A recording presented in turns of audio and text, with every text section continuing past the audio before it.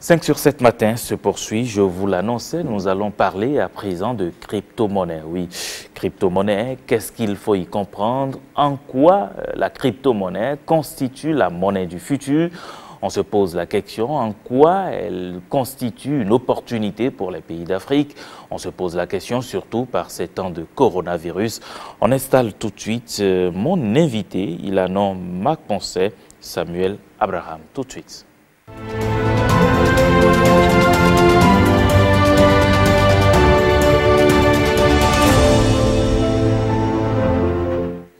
Il y a quelques jours donc, je vous en parlais par ici sur 5 sur 7 matin. Aujourd'hui, je reviens sur le sujet parce que vous l'avez demandé, il est intéressant, vous voulez en savoir plus. Et puis j'ai invité pour vous Abraham Marc Poncet Samuel. Bonjour, cher ami. Bonjour, monsieur le journaliste. Comment allez-vous? Ça va bien, et vous? Ça va très bien. Alors, il faut rappeler cette clarification, comme j'aime bien à le dire ici, quand on parle de crypto-monnaie, qu'est-ce qu'on peut y comprendre en réalité? Comprenons pas crypto-monnaie, cette monnaie qui n'a ni pièce ni billet physique, qui fonctionne donc sur Internet, donc c'est une monnaie numérique, mais créée par une technologie qu'on appelle la blockchain, la chaîne des blocs en français, qui sécurise la monnaie grâce à la cryptographie et qui permet les transactions de manière décentralisée, permanente, sans frontières et sans barrières géographiques. Oh. Quand vous me dites ça, j'ai tout de suite peur, parce qu'aujourd'hui, notre monde, il est composé de tout. Est-ce que ce n'est pas pour bleuir les uns et les autres? Est-ce que ce n'est pas une monnaie qui pourrait nous conduire là où on ne veut pas forcément aller? Rassurez-nous qu'il n'y a aucun problème par rapport à ça. Je ne suis pas là pour vous rassurer. C'est la monnaie elle-même qui rassure. Car, comme je le disais, c'est la blockchain, la chaîne des blocs, qui est cette technologie, un code informatique hyper sécurisé, infalsifiable et inviolable, qui crée la monnaie, qui en gère les transactions, comme je le disais, de manière, pour bien préciser, autonome, autorégulée, sans avoir recours à une banque centrale, à un État ou à un gouvernement. Donc la crypto-monnaie en réalité, c'est la monnaie du peuple par le peuple et pour le peuple. C'est la démocratie monétaire, la décentralisation monétaire et, si vous voulez, la décolonisation monétaire. Alors, comment est-elle perçue aujourd'hui dans le monde? Disons que en janvier 2009, quand Satoshi lançait le Bitcoin, la toute première crypto-monnaie, c'était la toute première révolution. Très bien. Et toute première révolution parce que personne n'entendait parler de blockchain ni de crypto-monnaie. Ce mot n'existait pas dans les habitudes. Donc il s'est fait que les gens avaient négligé le Bitcoin. Et même des États ont lutté contre le Bitcoin. Des banques centrales l'ont fait. Je prends par exemple les États de la Chine, de l'Inde et de la Corée. Tout au début de l'année 2018, qui avait mis un embargo sur le Bitcoin, ce qui a fait chuter la valeur du Bitcoin et donc des altcoins, la monnaie alternative, cotée en bourse sur le CoinMarketCap. Mais il s'est fait que le 14 novembre 2018 à Singapour, Christine Lagarde, qui actuellement est à la tête de la BCE, la Banque centrale de l'Europe, bien sûr, mais qui à l'époque était directrice du Fonds monétaire international, du FMI, lors de son discours au FinTech Festival à Singapour, disait, je la paraphrase, si vous ne vous convertissez pas à temps, elle s'adressait bien sûr aux banquiers centraux, si vous ne vous convertissez pas à temps dans les monnaies numériques, dans les crypto-monnaies, vous finirez par rester la seule feuille morte restant sur une âme mort. C'est-à-dire quoi?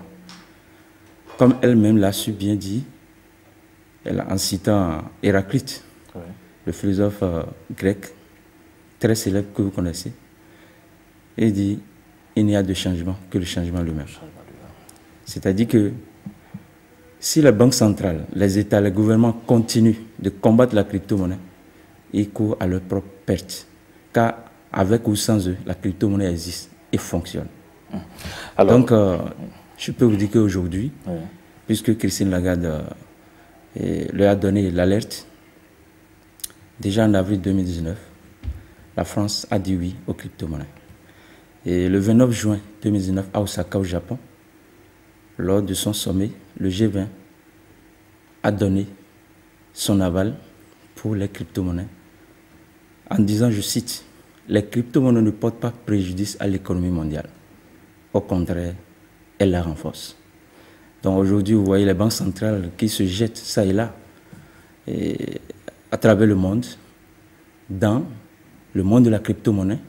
Il y a la Suède qui teste déjà sa crypto-monnaie nationale jusqu'en 2021.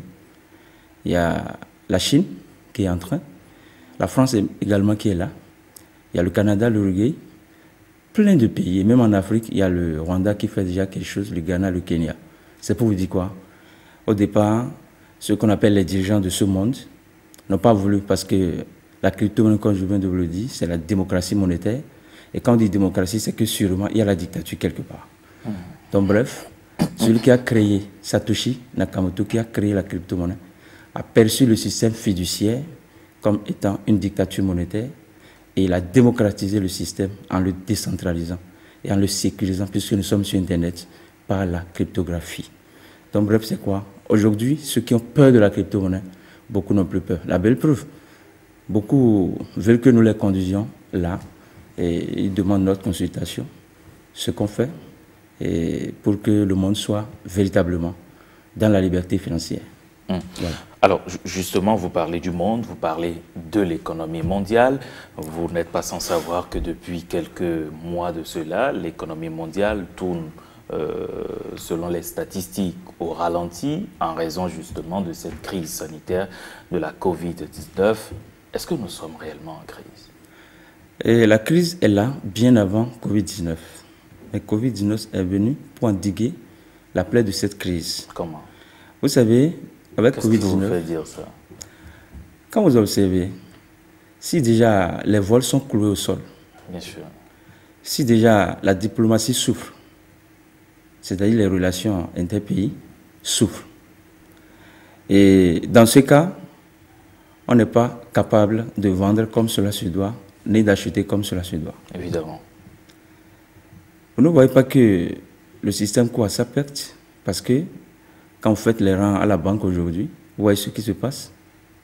C'est-à-dire que Covid-19, d'abord c'est une opportunité pour les gens comme nous, mais dans son ensemble global, Covid-19 est venu mettre fin à la puissance de ceux qui se font appeler puissants, parce que Dieu leur a montré qu'il existe.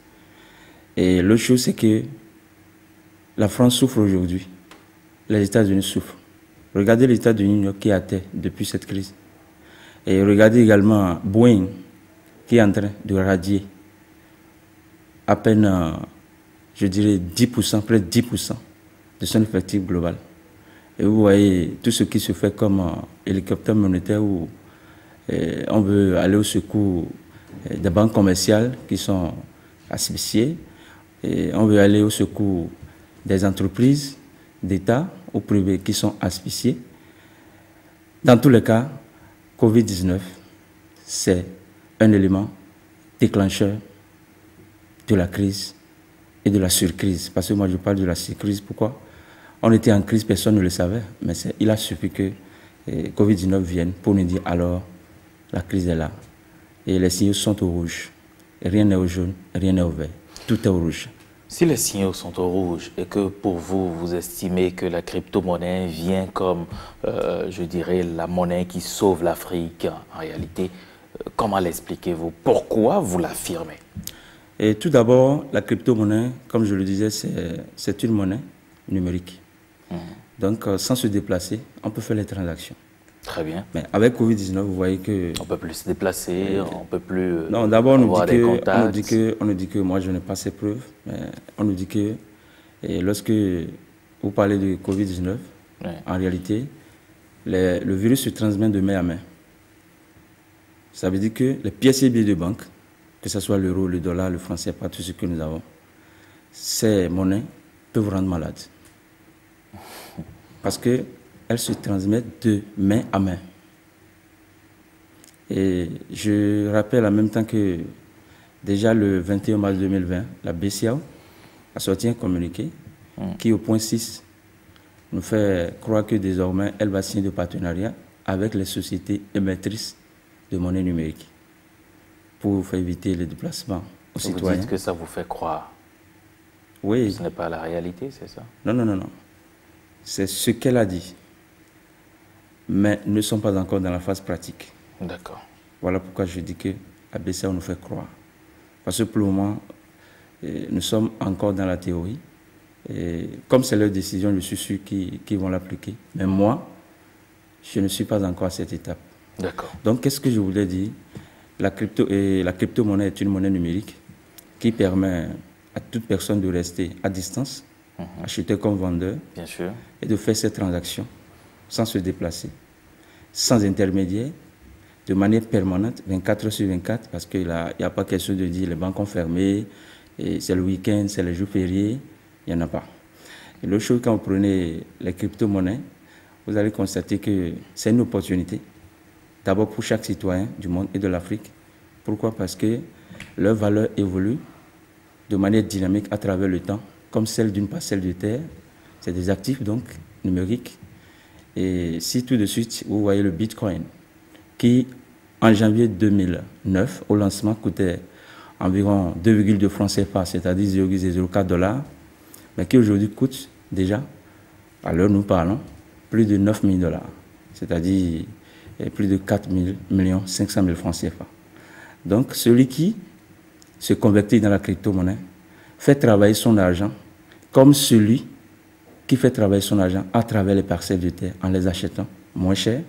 Et avec le temps, quand ça devient viable, ils font de fortune. Vous savez qu'on peut acheter une parcelle de terre à 100 000 francs. Et avec le temps, ça peut devenir 1 million, 2 millions, 3 millions. Et l'autre chose, pour les États, aujourd'hui, nous devons savoir qu'avec la crypto-monnaie, chaque État peut avoir son autonomie, son indépendance monétaire, financière et économique. Parce que là, la question d'arrimage, comme quoi telle monnaie est arrimée à telle, un peu comme le franc CFA qui est arrimé à l'euro. Aujourd'hui, le Bénin peut avoir sa propre crypto-monnaie sans plus jamais dépendre de la France. Donc, c'est le moment plus que jamais pour que chaque État, notamment de l'Afrique, puisse prendre son propre système monétaire, son propre système financier et son propre système économique en main, à moins qu'ils ne veulent que les populations soient à l'aise, soient heureuses et quittent la misère pour l'abondance, pour le bonheur. C'est tellement si facile et si fascinant ce que vous dites, mais comment les Africains, comment les citoyens, comment les dirigeants africains devraient pouvoir faire pour sauver l'économie mondiale, pour sauver l'économie africaine, pour sauver l'économie de leur pays, comme vous le dites si facilement? Je pense que d'abord, la crypto-monnaie, c'est un marché libre. L'État peut créer